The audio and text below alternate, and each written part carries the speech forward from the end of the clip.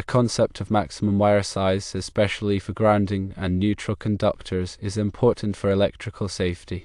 While the National Electrical Code primarily focuses on minimum wire sizes to handle current and prevent voltage drop, understanding the limitations of excessively large wires is also essential. The codebook specifies the minimum size of a wire for a given application based on factors such as current carrying capacity, voltage drop, and mechanical strength. Considering the potential safety risks associated with using a wire that is too large is equally important. In the context of grounding and neutral wires, the code may indeed specify a maximum size to ensure safety and proper functionality. A wire that is too small can lead to problems like excessive voltage drop and overheating, posing a fire risk. Therefore, codes often dictate minimum sizes based on anticipated current flow.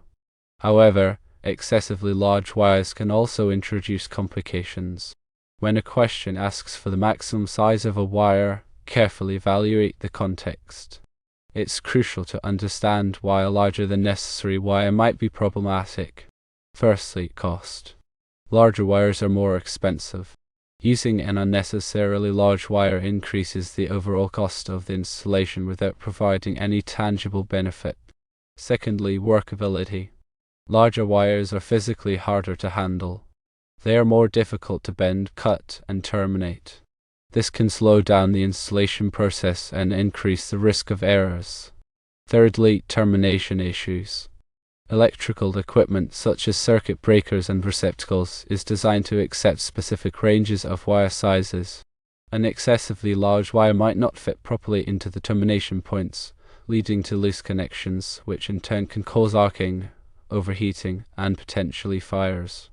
Fourthly, conduit fill. The National Electrical Code specifies the maximum percentage of a conduit's cross-sectional area that can be occupied by wires.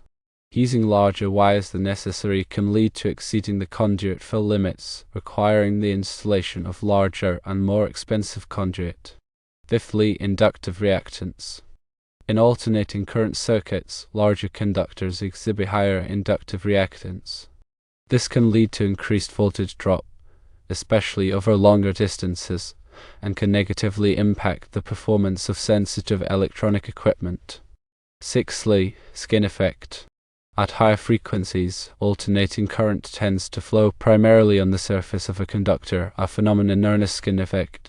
Increasing the wire size beyond a certain point does not significantly increase its current carrying capacity due to this effect. Seventhly, weight and support. Larger wires are heavier. This can place additional strain on the supporting structures, such as cable trays and conduits, requiring more robust and costly support systems. When dealing with grounding and neutral conductors, the maximum size is relevant for several reasons. Firstly, impedance. Grounding and neutral conductors are designed to provide a low impedance path for fault current to return to the source. Excessively large conductors can have lower impedance than necessary, but this benefit is often marginal compared to the increased cost and complexity. Secondly, coordination with overcurrent protection devices.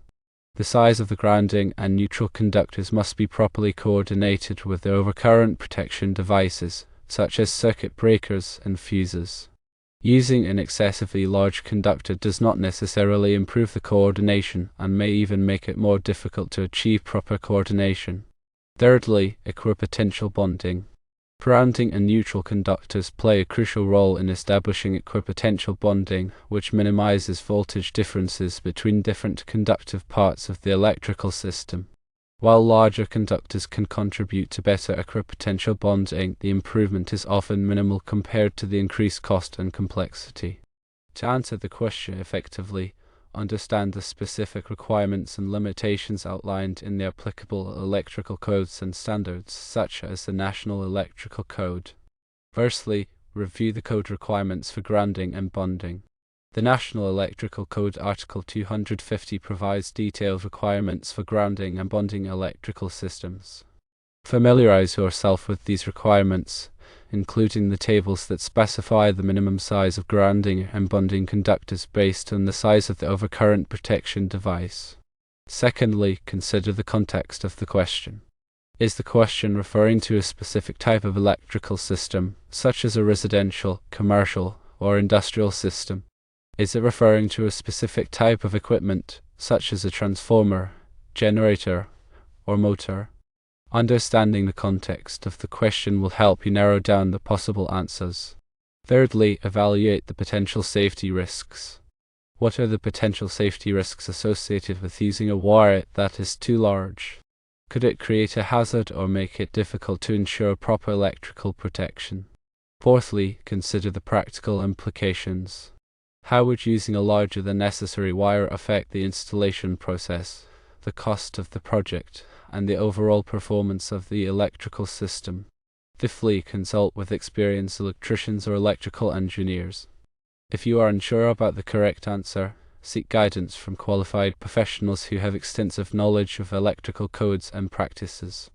For example, if a question on the Xperia test asks for the maximum size of a grounding electrode conductor for a specific service entrance, you should refer to National Electrical Code Table 250.66. This table provides the minimum size of the grounding electrode conductor based on the size of the service entrance conductors. While the table does not explicitly specify a maximum size, you should consider the factors mentioned above, such as cost, workability, and termination issues, when determining the appropriate size. In general, it is best to choose the smallest size conductor that meets the minimum requirements of the code and is practical for the application. Consider a scenario where the minimum required grounding electrode conductor size is 4 American wire gauge copper. Selecting a much larger conductor, such as 2/0 American wire gauge copper, would likely provide minimal improvement in grounding performance while significantly increasing cost and installation difficulty. The goal is to comply with the code while ensuring a safe, reliable, and cost-effective electrical system. Another scenario might involve equipment grounding conductors run with branch circuits. National Electrical Code Table 250.122 specifies the minimum size of equipment grounding conductors based on the rating of the overcurrent device protecting the circuit. Again, while using a larger conductor than required might seem beneficial, it can lead to termination problems and increased conduit fill. For example, if a 20 amp circuit requires a 12 American wire gauge equipment grounding conductor, using a 10 American wire gauge conductor might not provide any significant improvement in safety and could make it harder to terminate the conductor at the receptacle and panel board. When answering questions about maximum wire sizes, always prioritize safety and compliance with the National Electrical Code. Consider the practical implications of using larger wires and choose the smallest size that meets the code requirements while ensuring a safe and reliable electrical system. Remember that the focus is not solely on minimizing resistance but also on ensuring proper termination, managing costs, and adhering to installation best practices. By understanding these principles, one can confidently approach questions about maximum wire sizes and make informed decisions that promote electrical safety and efficiency. Always refer to the latest edition of the National Electrical Code and any applicable local amendments when making electrical installations.